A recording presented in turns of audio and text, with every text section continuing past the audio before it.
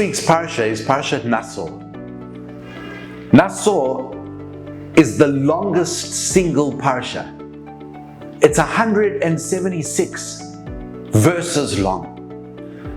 It's the Barmy boys' biggest nightmare until they realize that from the 5th Aliyah onwards till the end of the Parsha, each portion is a carbon copy of the next portion. The Torah goes on to describe each tribe, what they brought for the Chanukat HaMizbeach, for the inauguration of the Mishkan. And when you read through that, it becomes quite laborious because it's repetitive. 12 times, each tribe gets their own. Par echad ben bakar, ayil echad, keves echad ben shnato leolah. Again and again, the exact same text is repeated 12 times. Every Barmy boy's dream, definitely not a nightmare. You learn it once, you say it 12 times, you've got it all down. But we know that the Torah is so careful with every letter, with every word. So why would the Torah write that out 12 times when it's the exact same thing? Just say each of the tribes brought the following sacrifices for the inauguration of the Mishkan. Why go through each one every single time, stretching the Parsha out to 176 Pesukim verses?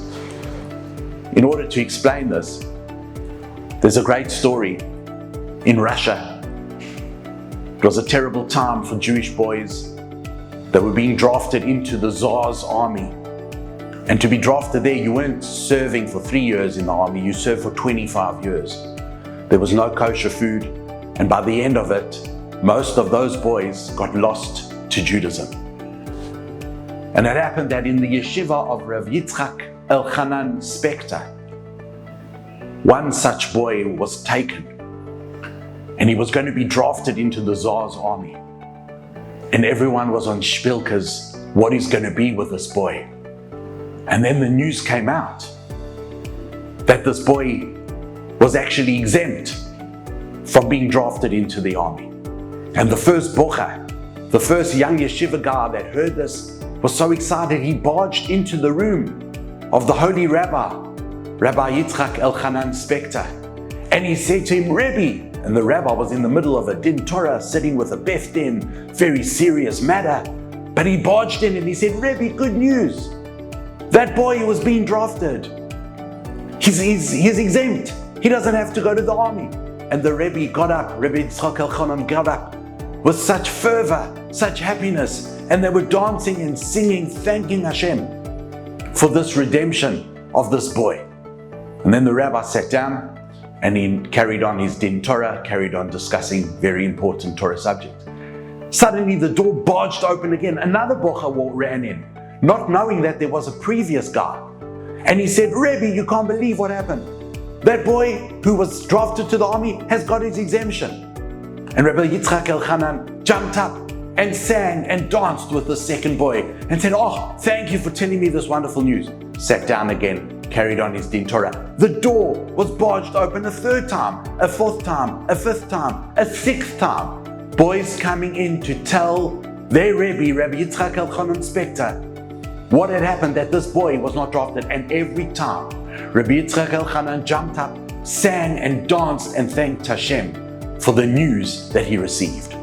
Now, the rest of us, we probably would have said, yeah, I heard already, thanks. Okay, please don't disturb me. Put a sign on the door, do not disturb.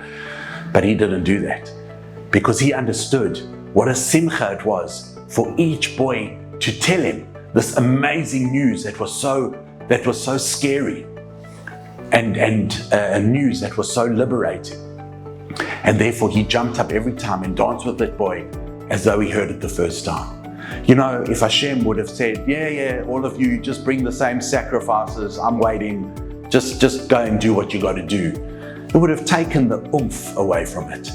It would have taken away the specialness of each tribe. And therefore Hashem lets us go to that painstaking detail. Even though the sacrifices are identical, one after the other. Par echad ben bakar, ayil echad, keves echad ben shnato leola.